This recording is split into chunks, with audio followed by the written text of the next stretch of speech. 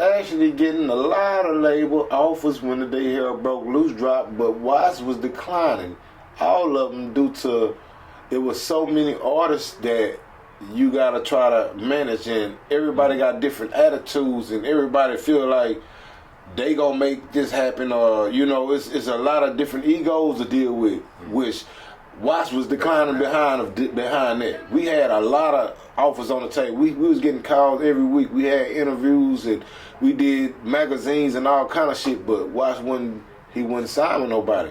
It took not Archie album. When Archie, the Mr. Master Archie Lee dropped, which was the next album that dropped under the first solo artist album was the Mr. Master Archie Lee that dropped through Swishahouse. Through Swisher Blast and Swishahouse together, but when that dropped, it still wasn't like it should have been. They came kind of quick and they didn't plan out everything the way it should have been. But the music made it do what it do. The music was the truth, and people supported what we had for them.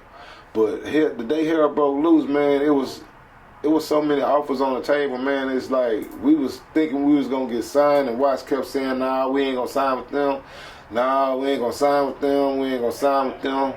And after that, that's when Slim Thug, he had to slide his way. He paid his part and he went his own way. I was still trying to hang with Watts through all the, what was going through. A lot of other people was coming at him kind of sideways, but straight. Like, nigga, hey, this is what it is. I'm not finna talk to somebody else about it. I'm gonna come to you about it. They had, demands on the cool. They wanted things to happen. And when that album dropped, he seen how many people he had demands from. And like I say, that kind of made him come to the conclusion, like, man, I'm finna try this solo, which he did try Archie solo. Then he tried the Big Tiger solo after. But in the whole process, on Archie solo, Slim was already gone. Slim had already started doing his Boss Hog Outlaw. Slim was getting paid to do Swishahouse. Anything with Swishahouse, he was getting paid for it. You know what I'm saying? He was still Swishahouse, but he wasn't like us. We was just reaching to get on some shit. Slim was like, nigga, you gonna pay me to get on some shit. Just like when Chameleon them went to pay the fool. After that, hey, you gonna have to pay me to get up on that shit. But after they deal went through and, they broke up, Paul came back and Chameleon went to his, he had his thing going. But Paul went back and made noise, made more history. By the way, Paul never told y'all, but Paul, how you got in the house, but I ain't never heard my name mentioned, but it's all good, bro. It's all good. Paul used to be hustling for me, man. He used to be out there at that Just Joking comedy strip, passing out flyers and grinding t-shirts, them Swishahouse t-shirts that Mr. Lester Roy made, I was the one who was putting them down, but I ain't asking for no hand. I never want a nigga to give me shit, though. You feel me? I'm a hustler. I'm gonna be alright. But I'm just saying, just being real about it. Chameleon, I love you, my nigga. You already know the deal. Keep getting them meals. So you had a hand in Paul Wall getting in the Swishahouse. Paul used to hustle for me. Just for clarity for the listeners. For the clarity for the listeners. Paul was already rapping. He had a group out. He was the Sleepwalkers. It was Paul Wall, Chameleon, PKT, and somebody, I can't forget the last person, but it was 4 guys. And actually, me and Archie, we had the group together, and we was original ag hustlers. That's how we kind of first got involved in crossing paths with Paul Wall. But later on, Paul came and he seen me out grinding my shirts and shit. And he came to me and say, Lester, man, let me get some of that shit. And I was like, man, what, these shirts? I say, yeah, you can get some of them, but I'm going to want this for that and that for this. He said, man, give me everything. Give me what you got. He said, man, I'm going to come back in a week. I guarantee you. He went and he grind. He came back in a week with some money. I'm talking about, nigga, he saw every shirt. He said, nigga, I don't want nothing for 7. Nigga, just give me some more shirts. He went out, grind some more. Came back. Gave me some more money. He say, Listen, you know I rap too, huh?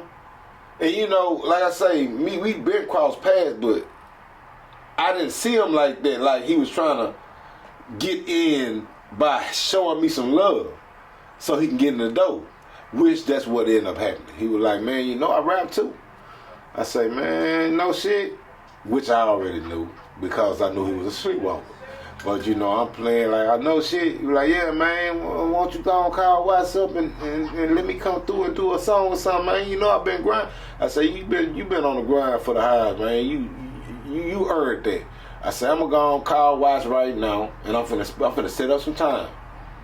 I call up Watts. I say, yo, Watts, what you got going on today? Watts was like, man, I ain't got shit, man. I'm finna go to the studio right quick. I say, cool. Power Wild wanna come through. He say, Power Wild, you talking about that white boy that be rapping with the... Yeah, what Power Wild? I say, okay. He say, okay, come through about 6 o'clock. I call Power back. I say, Power, can you be at the Swishahouse at 6? He say, yeah. Hung up with him. About 20 minutes later, he called me back. Listen, can I bring somebody with me? I said, how many people you gonna bring with you? Cause, you know, me in my head, I already know it's 4 niggas in a group. So I'm like, how many niggas you trying to bring with you? Man, I just want to bring one of my partners, man. I'm just gonna bring one of my partners. I said, that'd be cool. Go on, come on through. Just come on through. They came through. They got there before I got there because, you know, I was a hustler. Like I said, I used to go to the money. And they got there to the studio before me, and Watts actually recorded a song with Power Wild and Chameleon. His first flow that he did was inspired by Power Wild and Chameleon. The first time y'all heard Power Wild and Chameleon on the song, Watts was on the same song. And the second song was... That to get you some Swishahouse beat?